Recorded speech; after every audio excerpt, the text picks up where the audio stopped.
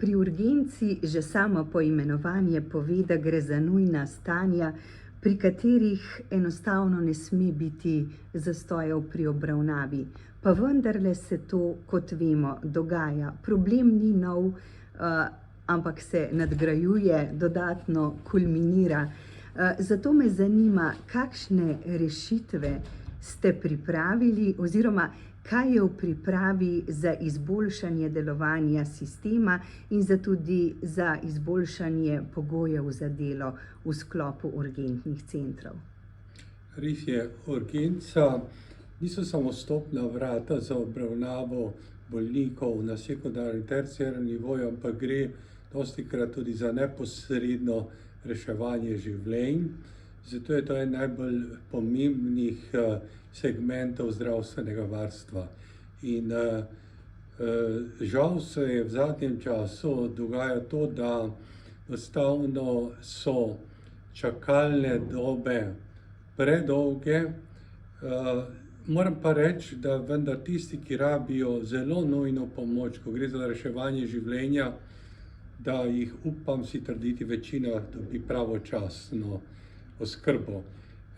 Gre pa za to, da so urgentni centri preobremenjeni tudi zaradi neustreznega napotovanja oziroma ker prihajajo bolniki, ki dejansko niso urgentni in bi lahko počakali, in to ustvarja nedopustno dolge čakalne vrste in problemov, zakaj do tega prihaja, je več. Najprej je dotok pacientov, kot sem že dejal, neustrezno velik, ker prihajajo tudi bolniki, ki dejansko ne sodijo v urgentne centre, in to zato, ker bodisi da nimajo svojega osebnega zdravnika, bodisi zato, ker enostavno zdravniki na primarni ravni so preobremenjeni in pošiljajo potem nadaljnjo obravnavo urgentne centre ali na sekundarni nivo. In po drugi strani pa traja obravnava teh bolnikov na urgentnih centrih in čakanje na posege obravnavo nedopustno dolgo, tudi zato, ker enostavno je problem odliv pacientov, tisti, ki res rabijo oskrbo, ki rabijo hospitalizacijo, enostavno čakajo na prosto posteljo nedopustno dolgo, tudi dan ali dva, kar seveda dejansko poslabšuje kvaliteto obravnave in ni dopustno, da se dogaja dandanes to, da enostavno bolniki ležijo na hodnikih tudi dan, dva in več. V bistvu je takšno stanje odraz sistema, ki zagotovo ne glede na ukrepe, ki so se odvijali v zadnjih letih ali celo desetletjih, nikakor ni optimalno urejen. Zato bo treba poskrbeti drugače, ljudem drugače omogočiti dostopnost, kadar je ta res nujna in kadar čakalne dobe preprosto ne sme biti. Se strinjam, problem je kompleksen, namreč organizacija zdravstvenega varstva je šibka, ni ustrezna in tukaj moram reči, da je bila stroka dana na stranski tir. Odločajo o tem politiki, ljudje, ki niso imeli opravka z bolnim človekom. In žal, kljub temu, da smo neštetokrat ponudili roko, nismo bili slišani, ker kot prvo, treba bi bilo natančno proučiti potrebe. Že pred desetletji smo govorili o tem, da se naredi mreža potreb po zdravstvenih storitvah v različnih regijah Slovenije, da se opredelijo tudi kadri. In drugo, kar je, treba bi bilo načrtovati kadre, jih ustrezno nagrajevati, da ne bi odhajali tudi tisti, ki so usposobljeni, ki so bili diplomirani, bodisi v tujino ali pa tudi v druge službe. In naslednje, kar je potrebno, bi bilo nagrajevati ustrezno ta kader glede na stopnjo angažmajev oziroma glede na intenzivnost dela, zahtevnost storitev in tako dalje. Predvsem pa tokrat govoriva o urgenci za urgentni sistem, za urgentne centre. Kako torej tem centrom in zaposlenim v njih omogočiti, da bodo lažje zadihali in da bodo slehernemu bolniku zagotovili optimalno oskrbo?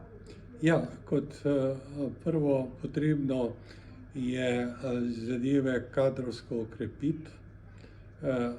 To lahko dosežemo samo z ustreznim nagrajevanjem. Drugič, potrebno je zagotoviti materialne pogoje dela, opremo in pa seveda tudi temu delu dati ustrezno priznanje, ki dejansko pripada. Mislim, da bi bilo potrebno, ponavljam še enkrat, narediti natančno kalkulacijo potreb, to, kar je ta naša študija zdaj prikazala, da so obremenitve enormne, so tudi razlike med posameznimi regijami, da bomo pokrili homogeno slovenski prostor, tudi z preusmerjanjem bolnikov, ki niso perakutni, se pravi zelo urgentni, in da bi dejansko bolniki z različnih slovenskih regijah imeli dostopnost do predvsem urgentnih storitev pod enakimi pogoji. Kako pa je z izvedbo tega projekta? Študija je, kot ste dejali, opravljena. Kako bo z njenim umeščanjem, z umeščanjem sprememb v sam sistem javnega zdravstva? Glejte, mi smo ta projekt vsaj na papirnatem nivoju zaključili, tudi članek bo zdaj objavljen v Zdravniškem vestniku z vsemi analizami in pa tudi nakazanimi možnimi rešitvami. Mi bomo ponudili te podatke in pa tudi predloge, kako preseči to nezavidljivo stanje vladi, ki prihaja. Upam, da bomo uslišani, ker doslej pač nismo bili. Katere se vam pa nasploh, mogoče če pogledava širšo sliko delovanja našega zdravstva, kaj se vam nasploh zdi ključno, kaj bi bilo treba narediti, da bi to delovalo čim bolj nemoteno? Vemo, da je slovenska medicina dobra, da beleži dobre rezultate, marsikje smo vodilni tudi v svetovnem vrhu, pa vendar se v klinični praksi zatika iz povsem logističnih, organizacijskih in tudi pri nekaterih drugih razlogov. Tako je, mi imamo potencial, naši zdravstveniki, zlasti zdravniki, so zelo dobro sprejeti povsod po svetu, vključno z Ameriko, ker imamo dobre šole, vendar ta potencial ni izkoriščen in mislim, da je tukaj glavni problem je organizacija zdravstvenega varstva.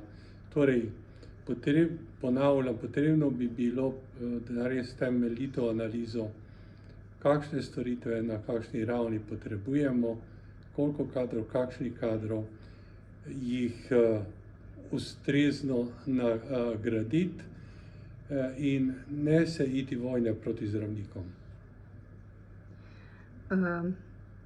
Ta predstavlja vsaj po moji oceni precejšen bumerang, tak, ki si ga nihče ne želi, kajti ta bumerang ne leti v eno samo smer, ampak pade na vsakogar, tudi na tiste, ki v tej vojni nikakor niso želeli sodelovati.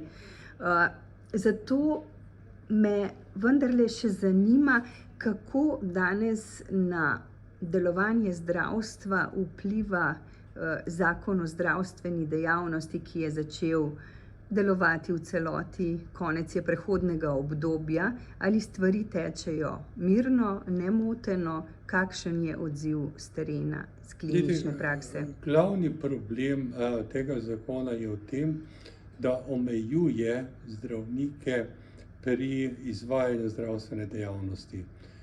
Temeljni pristop, če hočemo dejansko povečati dostopnost zdravstvenih storitev, bi moral biti ta, da se maksimalno izkoristijo obstoječe kapacitete in da se dopustijo različne oblike dela, tako da zdravniki, zaposleni v javnem sistemu, imajo možnost dodatnega dela, bodisi pri zasebnikih ali drugih oblikah, tako da dejansko na ta način povečamo dostopnost, zmanjšamo čakalne vrste in preprosto ne razumem snovateljev tega zakona, da enostavno omejujejo zdravstveno dejavnost zdravnikov in na ta način se seveda podaljšujejo čakalne vrste, ker tukaj ne gre za to, kar se stalno očita, za zaslužkarstvo, ampak gre za pomoč bolnikom, gre za povečanje dostopnosti do zdravstvenih storitev.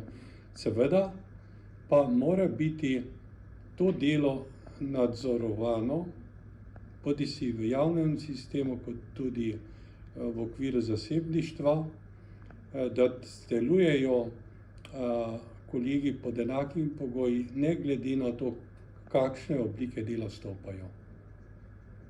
Kaj pa bi tudi kot predsednik Slovenske medicinske akademije odgovorili na številne pomisleke, argumente, češ da bi takšen pristop slovensko zdravstvo peljal oziroma prisilil v popolno privatizacijo in da bi bolniki na dolgi rok ogromno izgubili? Glejte, tukaj moramo ločiti različne oblike dela. Privatizacija, to pomeni nekdo, ki dejansko stopa v razmerje izključno z neposrednim plačevanjem zdravstvenih storitev. To so privatniki. Drugo so pa koncesionarji, ti kolegi, ki dejansko obravnavajo bolnike na osnovi finančne podpore strani javno zbranih, solidarno zbranih sredstev. In tukaj so te oblike nudenja zdravstvene oskrbe primerljive z javnimi zavodi. In zato morajo delovati pod enakimi pogoji.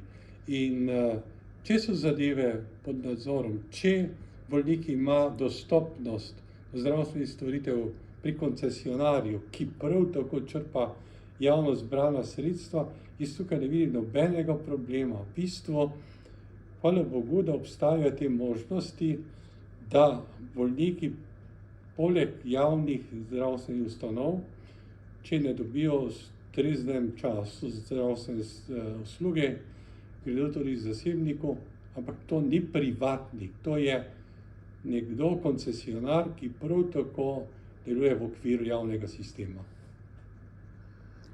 Torej, če se z zadnjim vprašanjem vrneva k urgenci za našo urgenco, urgentne centre, skozi katere se vsako leto zvrsti več kot 1 milijon pacientov, se vam zdi, da bodo rešitve, ki so pripravljene pomagale k optimizaciji obravnave akutnih obolenj? Ja, jaz mislim, da stroka ima kar dober pogled v dogajanje in tudi glede na to, da izhajamo iz prvih vojnih vrst, predlagamo rešitve, ki jih mi vidimo kot poznavalci zdravstvenega sistema in pa stranpoti. V kolikšni meri nas bo politika poslušala, je drugo vprašanje, ampak tukaj so določene tudi materialne omejitve, ampak verjamem, da če bomo z roko v roki delali in da bomo reorganizirali to nezavidljivo stanje zdravstvenega sistema, da se bo našim bolnikom godilo bolje kot zdaj.